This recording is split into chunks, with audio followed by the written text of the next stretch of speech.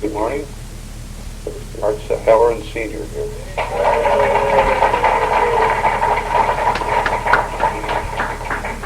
That song was taped by my children with my son Jim on the guitar. When they do something good, they're mine. Otherwise, they're ours. So I'd like to start my my witness reading from. Maybe I got it here someplace. Matthew chapter 6, verses 25 to 31. This is why I tell you, do not be worried about the food and drink you need in order to stay alive, or about clothes for your body. After all, isn't life worth more than food? And isn't the body worth more than clothes? Look at the birds. They do not plant seeds, gather a harvest, and put it in barns. Yet your Father in heaven takes care of them. Aren't you worth much more than birds? Can you live a bit longer by worrying about it? And why worry about clothes? Look how the wild flowers grow. They do not work or make clothes for themselves. But I tell you that even King Solomon, with all his wealth, had clothes, not even King Solomon, pardon me, had clothes beautiful as one of these flowers.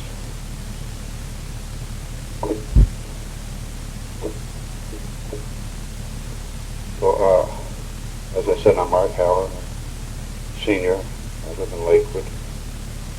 I'm a member of St. Rose's Parish. I'm 70 years old and I retired in 1977 from Thompson and Sessions. And in 1940, I married my wife Josephine. Actually, Josephine Marie Antoinette Ragusa. She's proud of her Italian heritage. I kind of blubber a bit. I guess one of the most notable achievements in my life has been being able to con her into staying with me for 45 years. So people ask me how I managed, or how we managed to raise 9 children on a limited income. I guess the answer is pretty obvious. Somebody up there loves me. In fact, as I look back on my life, I can find very little that I've ever accomplished in my life entirely on my own. God has always been in my corner, ready to give me a boost, sometimes when I didn't have to ask. So I was the youngest of 4 children. I have a brother living and 2 sisters, both deceased. The younger of my 2 sisters, Miss Eleanor Greppel, was a member of this parish. She passed away last fall. Her son Bob conned me into making the 9th men's renewal, and then he compounded it by getting me to stay on as a team member for the 10th renewal. That boy's going to drag a lot of people into heaven with him. So my father was a simple, hard-working man. He was a painter and paper hanger by trade. And he asked very little out of life, except a chance to provide for his family. My mother was a very, very special person, and she had a compulsion to mother the entire world. She was Aunt Liz to all the kids in the neighborhood. There was always open house at the Hallorans. The kids picked up any cuts or bruises. They'd come to Aunt Liz and she'd patch them up, give them a hug, and send them back out. And her love went beyond the children, too. No one ever got sick in our neighborhood without inevitable call from Mrs. Halloran and her bowl of hot chicken soup. A story was passed down to me about a deaf mute couple that moved into our neighborhood. Mom quickly took them under her wing. She learned sign language. She learned sign language so she could communicate with the young bride and nursed her through a very difficult pregnancy. She even answered a call in the middle of the night to get up and help the midwife. When I was about 7 years old, Mom was taken from us. She was expecting her 5th child, and something went wrong. Mom and the baby both died. It was a crushing blow. It didn't seem fair that such a great lady, just 32 years old, should be taken from us.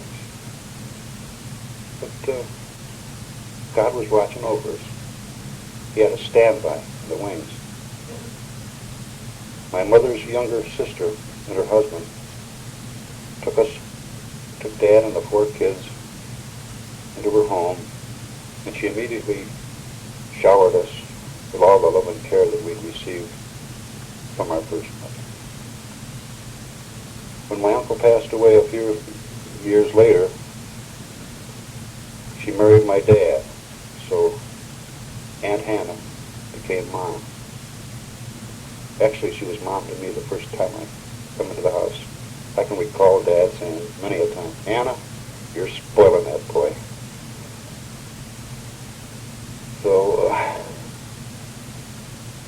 my dad was not raised as a Catholic. In fact, I think probably went to the 4th grade in public school.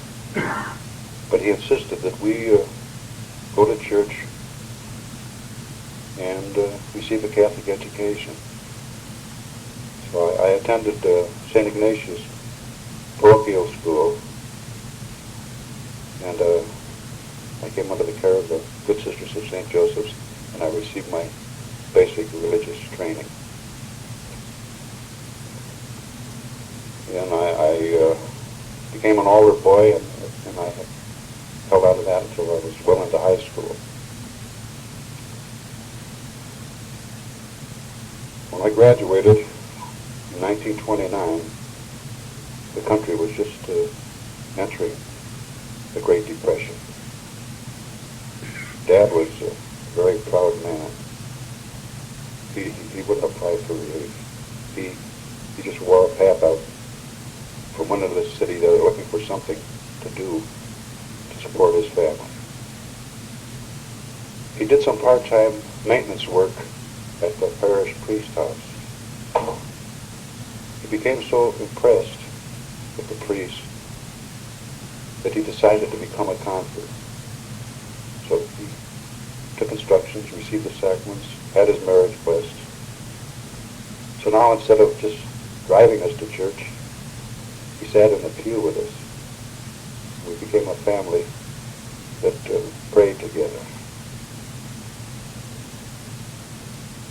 The pastor of St. Ignatius graciously offered to pay the tuition of some of the needy boys, and I was one of the lucky ones, if you call it that.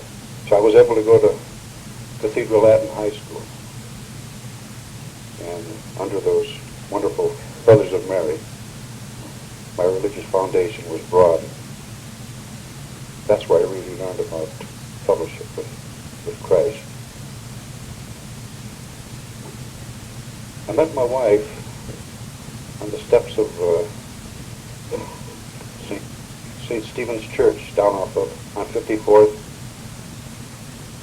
We were attending a mission that was being put on for the youth of the parish. Now, Jo wasn't a Catholic, but she came at the invitation of one of her Catholic girlfriends. She'd had a kind of a sad childhood.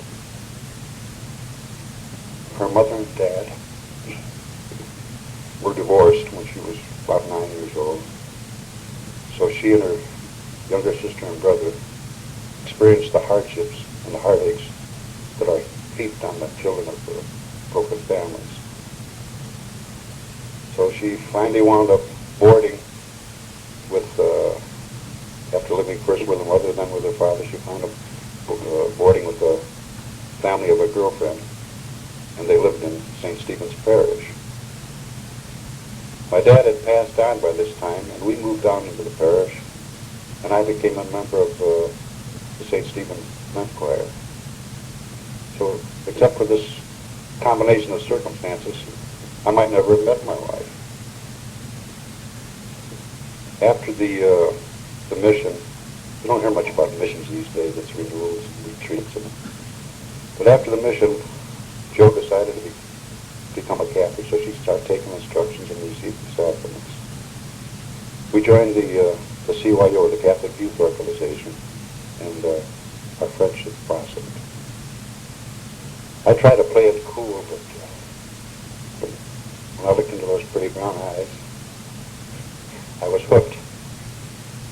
So I chased her till she caught me.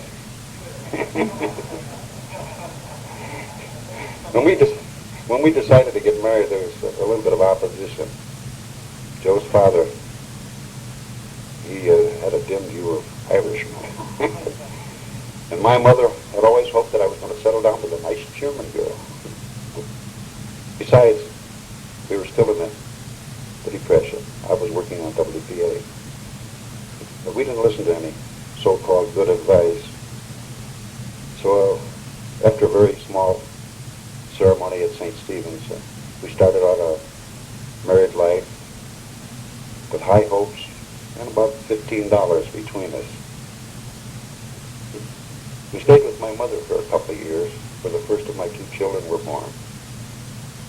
Later on, we found an upstairs apartment in St. Coleman's Parish. The job conditions improved. I worked for a while on the railroad, then for the city. And when the war broke out, the Second World War, I went to work for Cleveland Diesel, division of General Motors. That's where I learned about overtime. We worked 10, 12 hours a day, 7 days a week, all during the war years. During these years, we had a kind of a scary experience. My wife and the two children were visiting my sister, who lived not too far away. A heck of a snowstorm came up, and within hours, the whole city was blanketed with snow. So, unable to get a cab, Joe decided to pull the kids home on the sled. So she had just crossed an intersection and proceeded a little farther on when she noticed that the sled seemed a little lighter. So she looked back, and there was only one child on the sled. So she trudged back through the blinding snowstorm like one of the heroines of those novels. And they're right in the middle of the road, all bundled up in the white blanket, the snowsuit. It's alive. The guardian angels were working overtime that day. No cars came by, and what could have been a tragedy. It was just a frightening experience. So after the war ended, I was laid off at Cleveland Diesel, and I began making my rounds looking for further employment. One day I was standing in front of Lamson and Sessions, on the old Lamson Sessions plant on Madison Avenue. I wasn't going to go in there because I had some more promising leads. But another storm came up, this time a rainstorm.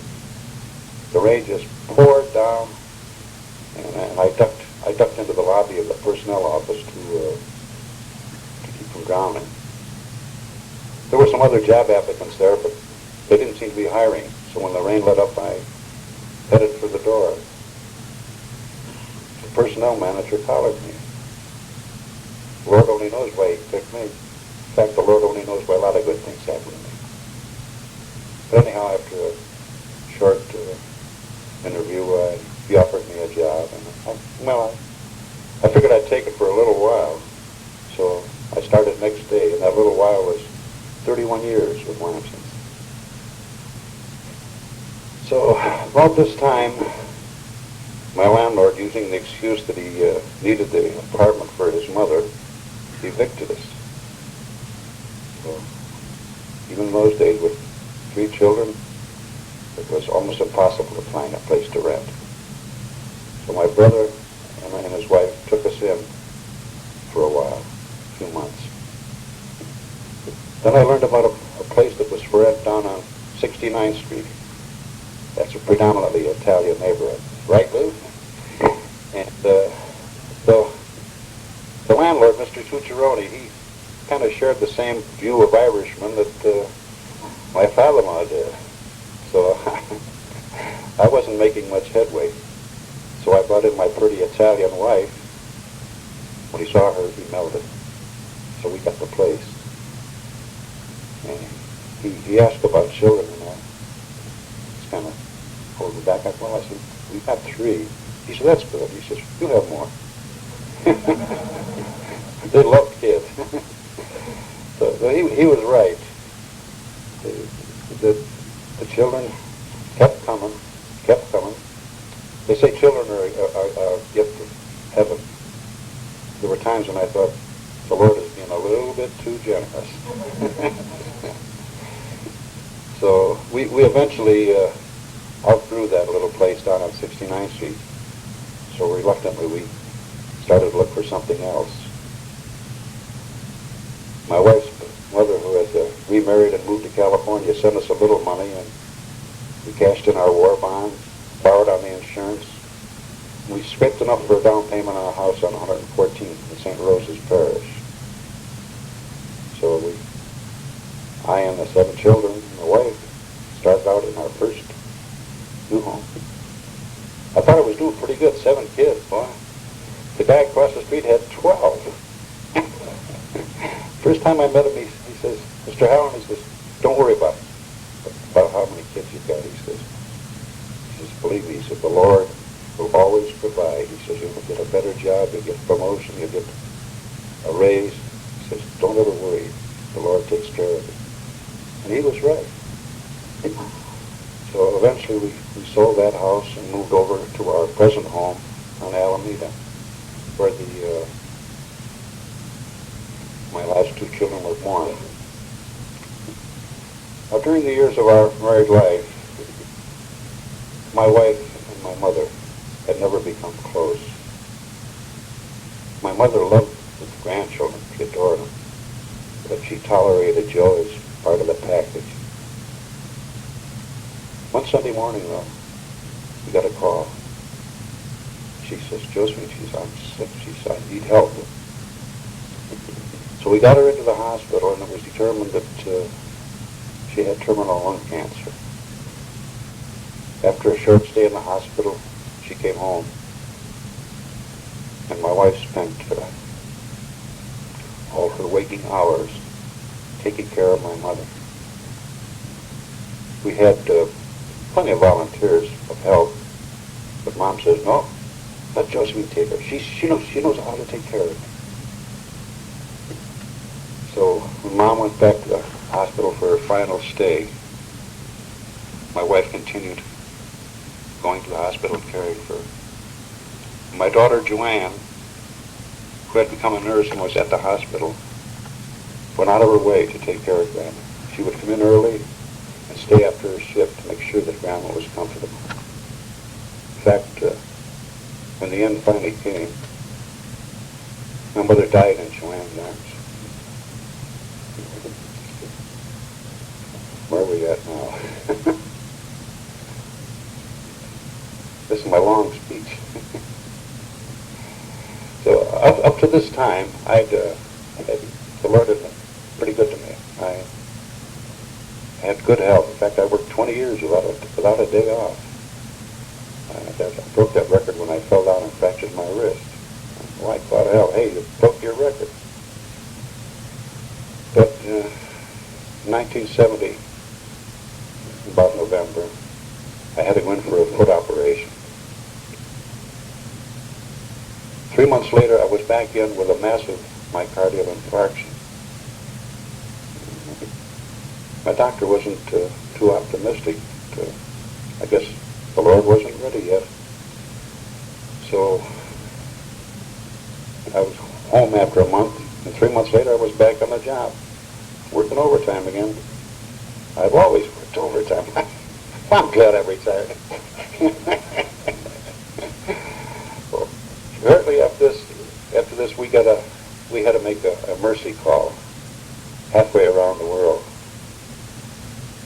Joanne's husband was an engineer for Goodyear, and then they were building a tire plant in Morocco. So he took Joanne and the 3 boys to Casablanca. That's kind of an evil place. People there, they live behind high fences with iron gates, and you don't go wandering around the streets at night. So Joanne found it pretty difficult to cope, and she began having emotional problems. So Raj gave us a call, and so we got our passports, and we winged our way over to Morocco. When we got there, it didn't seem like we were doing much. Joanne she would have fits of deep depression. Then another time she would become very belligerent.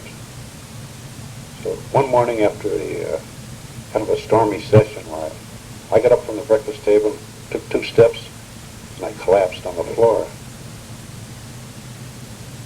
Joanne's instincts as a nurse took over.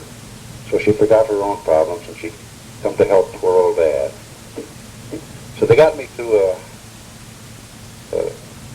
doctor, Casablanca. It was kind of a spooky old office. You know, you had to go up an iron cage of an elevator, and the doctor and his nurse did not speak English. But it was determined that I had a kidney stone. So after about a week of agony, excruciating pain, why we had to take an emergency flight home. And luckily I passed the stone and didn't have to have surgery.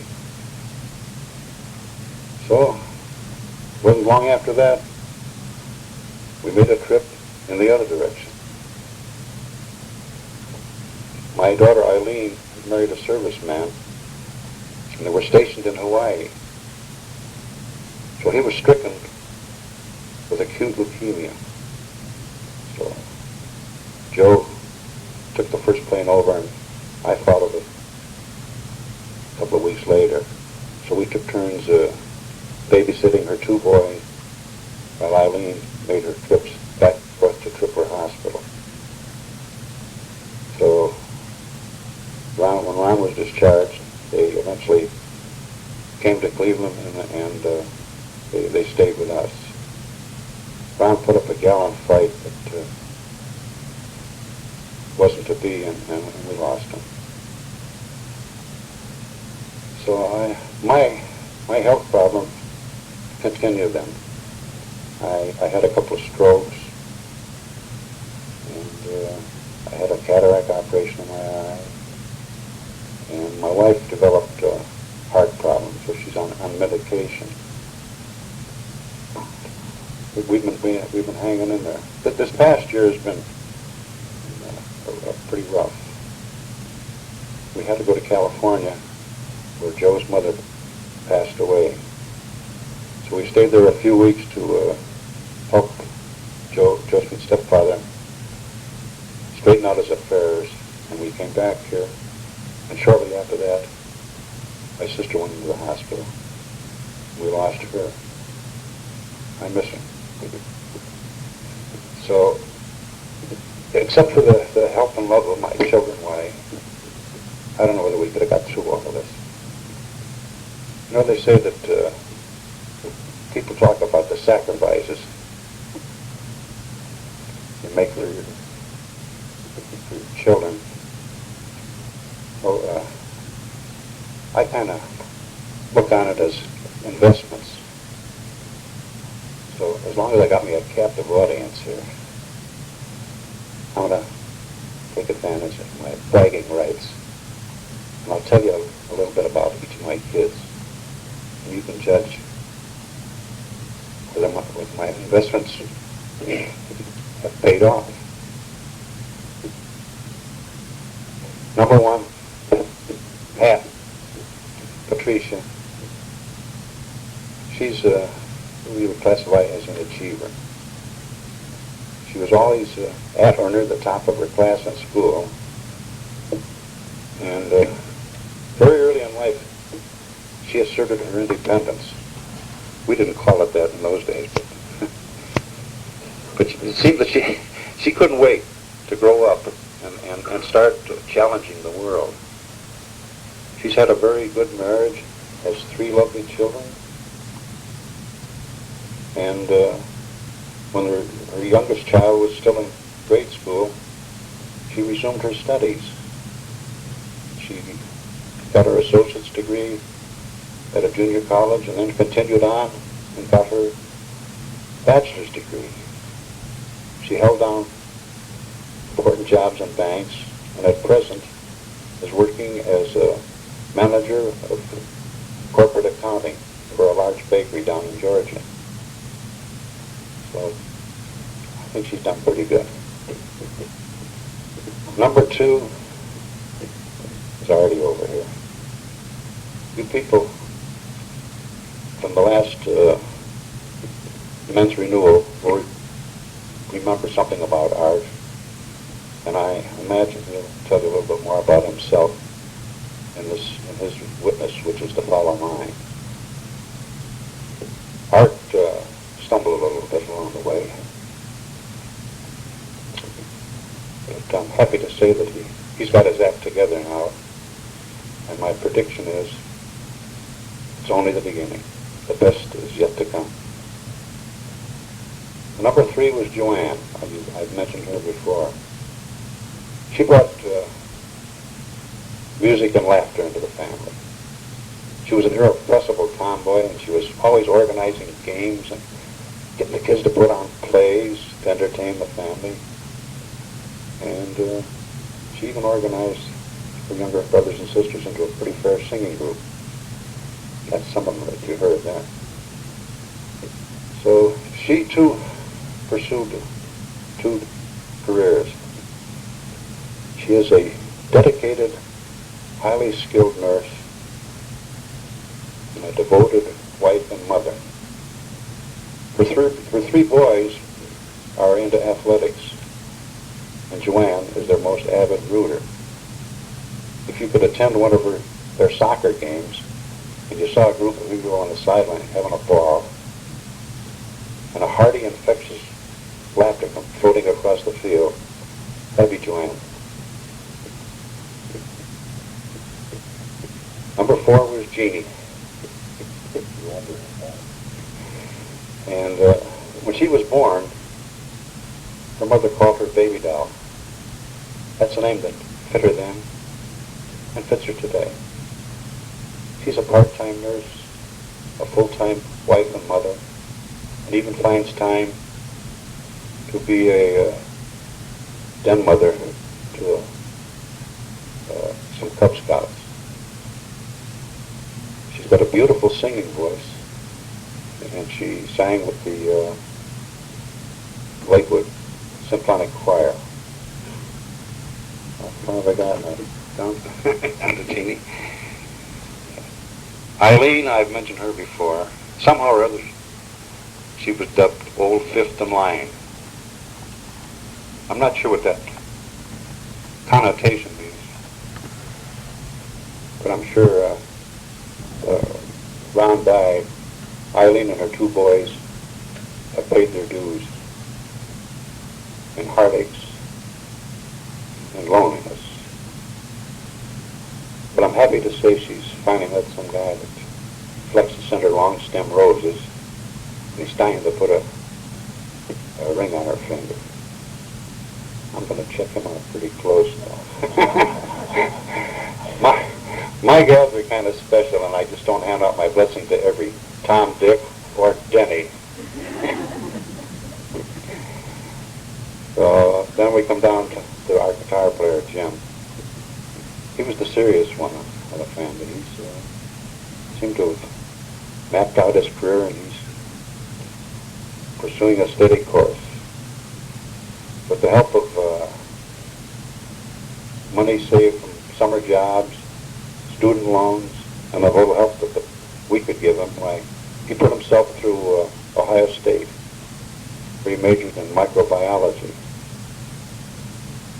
And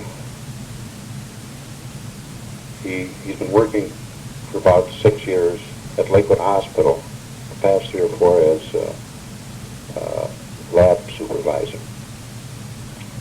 He recently changed jobs and is training now to be a installation director for a company that sells computers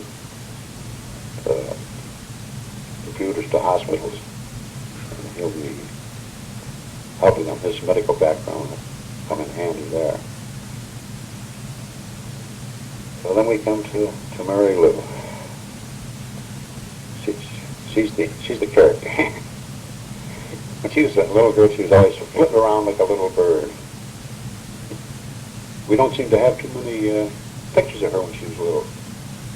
It could have been that she never sat still long enough to point a camera at her.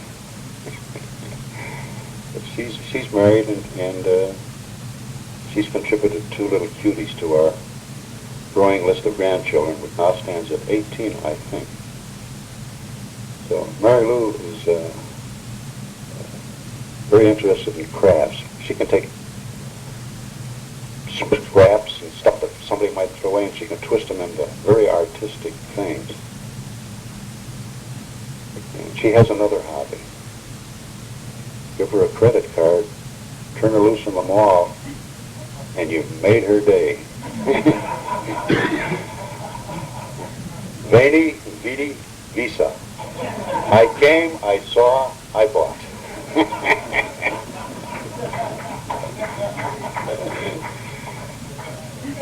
So, how many we got now? I'm losing count. So, well, we're coming down there. Then we have Kathy. We always call Kathy Miss Personality. She was on the cheerleading squads in grade school and in high school, and she was active in junior achievements. She also appeared in song and dance presentations at the high school. And she's also a graduate of LPN and is working at Cuyahoga County Nursing Home. Like they say in the Allstate ads, her patients are in good hands. So now we come number 9. That's Danny boy, last in line, number 9. He was a pretty quiet little boy, but he's blossomed into a typical teenager. He knows all the answers. At least he thinks he does. He aspires to make it in the entertainment field. But he has talent in comedy and mimicry, and does a pretty fair job on the guitar. So he's about to graduate from the Ohio School of Broadcasting. So won't be too long you'll be able to hit your dial and catch Dan the man.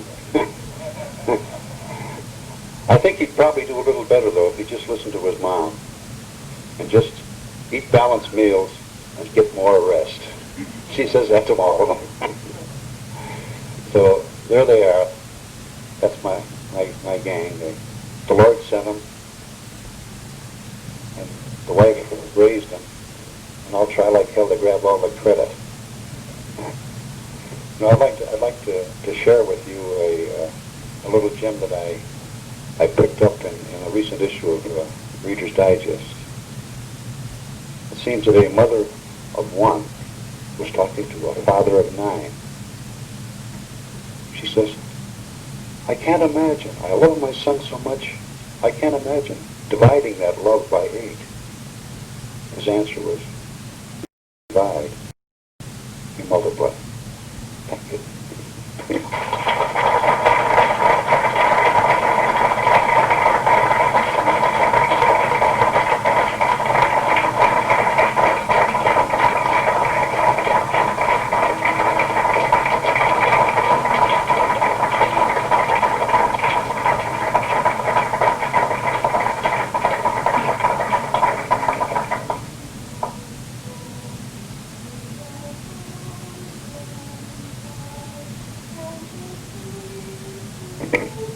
That's cheating.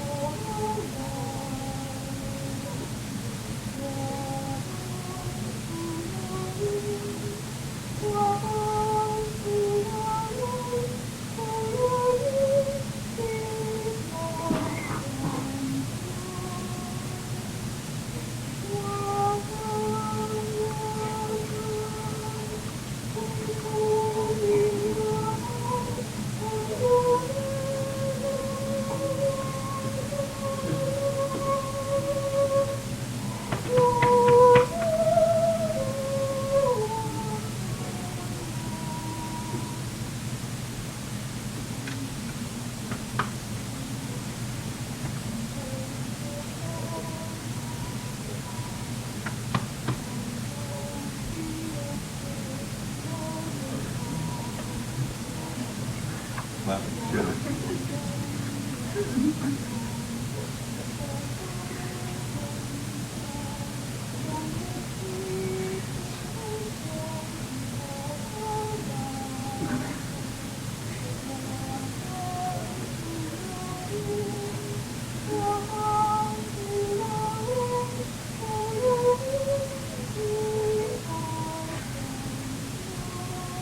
I'm dedicating my book.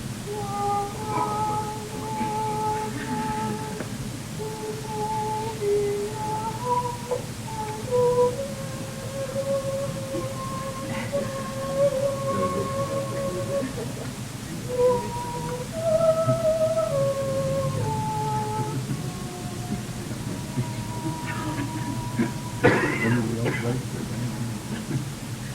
You want that.